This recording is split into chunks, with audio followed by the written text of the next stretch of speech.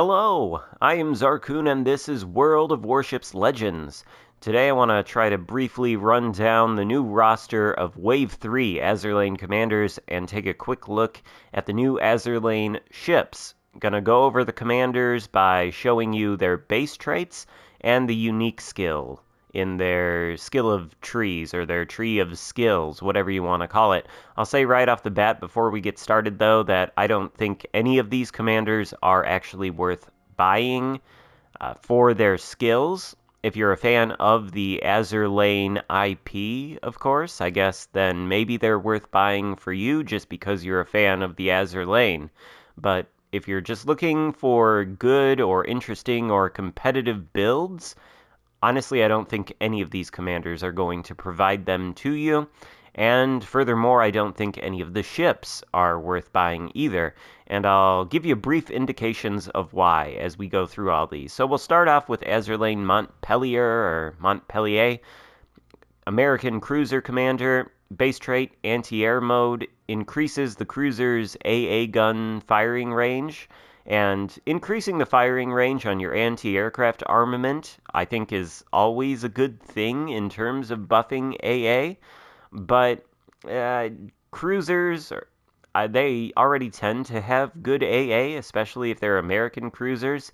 And frankly, I don't think CVs cause that much of a hassle that often enough that you actually want to build for anti-aircraft firepower. I just don't think you do. Not in the current state of the game, anyway. And then the unique skill on this commander, All-Out Assault, increases shell grouping of the cruiser's main guns and increases incoming fire dispersion at the expense of incoming damage for cruisers. Now, potentially an interesting skill to put on maybe something like the Wichita, which has excellent rudder shift, especially if you build for it, and can indeed become an agile cruiser. I know a lot of you out there are fans of my colleague Tier 7 Hipper's agile cruiser builds. Perhaps this is a skill that you could use on your American agile cruisers. Other than that, I see no reason to use this commander over Norman Scott, who is the commander I would use on the Cleveland, and the Montpelier, or Montpelier, whatever, is a Cleveland-class cruiser, so I think Norm Scott is frankly better than this commander. Moving on, we have 3 Japanese commander. AL YUKIKAZE, Lucky Shot, increases the destroyer's average AA damage per second, which I don't think is all that useful. Other than that, this is a typical gunboat destroyer commander, much like Kurita, and the unique skill is Evasive Hunter, which decreases the ship's detectability after firing the guns in a smoke screen, and increases incoming fire dispersion. Bit of a strange skill, in my opinion, and I wouldn't be buying this one either, although it is a gunboat commander, and frankly, I think it's strange that we have a gunboat commander with the Azur Lane YUKIKAZE ship, because it doesn't really strike me as a gunboat, but we'll get on to that in a little bit. We've also got Azur Lane Azuma, and this is the only commander that I'm actually really interested to try on the ship of the same name. Base trait increases cruiser speed and incoming fire dispersion, but not by big amounts. Again, maybe a good little base trait for some agile cruiser builds. Incoming fire dispersion buffs are probably good for that. But other than that, not a very worthwhile base trait in my mind. And then we've got Special Gunnery Training as the unique skill, which increases cruiser AP alpha and penetration at the cost of accuracy. Perhaps something good for the Azuma's armor-piercing shells. I don't know. I will be interested to try it out, but I still don't see a good reason to really buy this commander.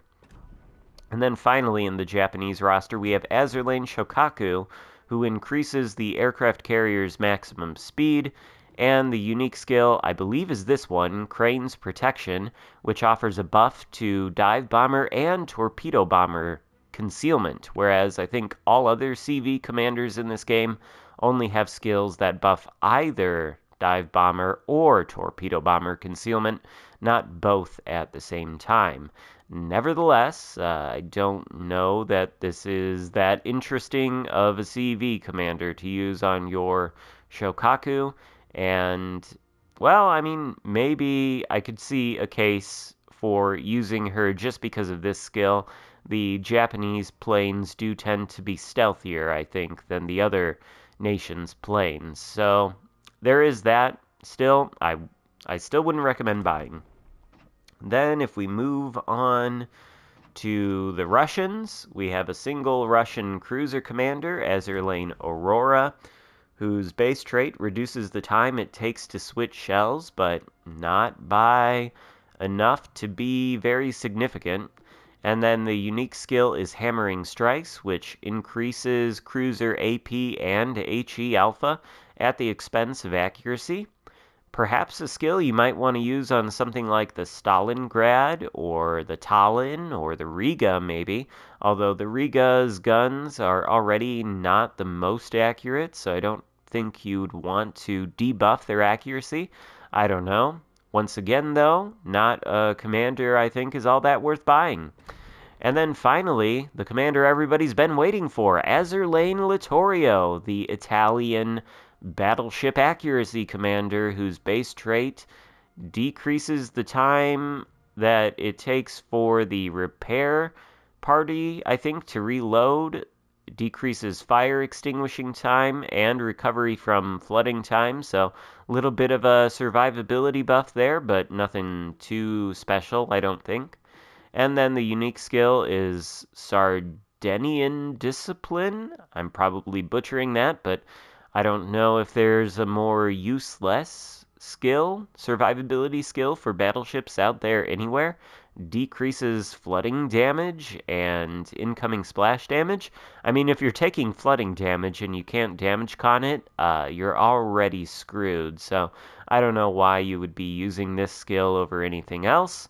I've used this commander on the Roma, and, well, I think I'll still be sticking to Paolo di Revel, because I don't see any compelling reason why I would want to use Flammable Cannoneer and Marksmanship over Master Mechanic on Revel, which gives you 5 heals, and Firefighter on Revel, which decreases the number of fires that can be lit on your ship, and I think decreases fire damage. I think the tanky battleship commander is better for the Italians, for the Roma, and especially for the tech tree line. There is no reason whatsoever that I would want to use this commander on any of the tech tree Italian battleships, especially because of Master Mechanic. They all come, the tech tree Italian battleships, with 4 repair parties base, so why wouldn't you want to use Master Mechanic to increase that number to 6? I don't know. Plus, Revel has the Porcupine skill, which increases secondary range for the tech tree Italian battleships with their sap, and this commander does not. So, frankly, I don't think I am going to be using this commander. I think the accuracy builds on the Italian battleships are overrated, and I think a lot of people are going to disagree with me in the comments. Feel free. But again, I think the accuracy commanders are overrated. I think Revel remains the best choice on the Italian battleships, even with this commander in the game. Also, I think it's a little bit crappy for them to not have a free version of an accuracy commander, because I recognize that people do want to use accuracy commanders on their Italian battleships.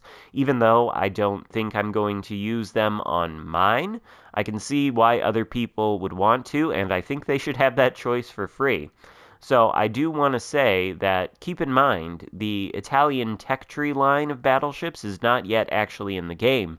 It's only in early access. So this is just speculation on my part, but I suspect we might see a free accuracy commander for the Italian battleship line debut when the tech tree line is fully added into the game and out of early access. I don't know that to be true. I don't know that to be a fact.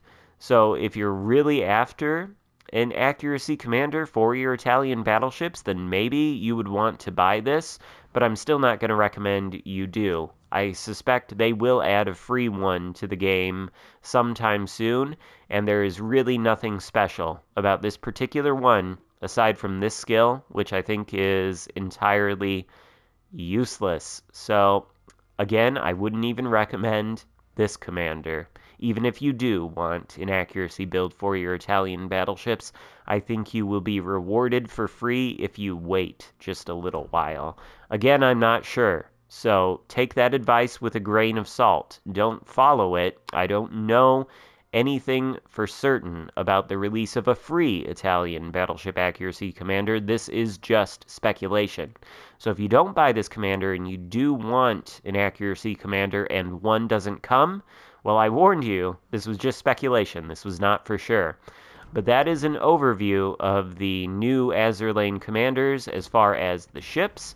Well, let's see. We've got the Cleveland class Montpelier American cruiser, which is a tier 7 premium version of the Cleveland, essentially.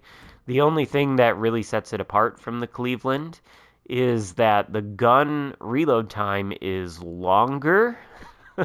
So that is honestly not a very good thing. I think the fire setting chance might be somewhat higher, but maybe not. And then the rudder shift time is faster than the Cleveland's. Other than that, this is essentially just a Cleveland, as far as I can tell, with a longer main gun reload. So if you already have the Cleveland, I don't see a compelling reason to want this ship, unless again you are an Azur Lane fan, in which case maybe you do. Maybe that's your favorite character, I don't know. And then on the Japanese side, we've got Azur Lane YUKIKAZE, which is basically a carbon copy of the regular YUKIKAZE. The only difference is, well, the Azur Lane YUKIKAZE has a faster gun reload time, 5.5 seconds, so that does make it a little bit more of an effective gunboat, and the 2150 HE Alpha Strike is pretty big for a destroyer, so the guns are more usable on this one than they are on the YUKIKAZE, but I still wouldn't call this a gunboat. The thing that really sucks, though, is the torpedoes are much worse. And I'm not talking about their range or speed or alpha strike. All of that is fine. I'm talking about the torpedo detectability range by sea. A whopping 2.3 kilometers. That means your targets are going to spot these torpedoes from extremely far out, just at base.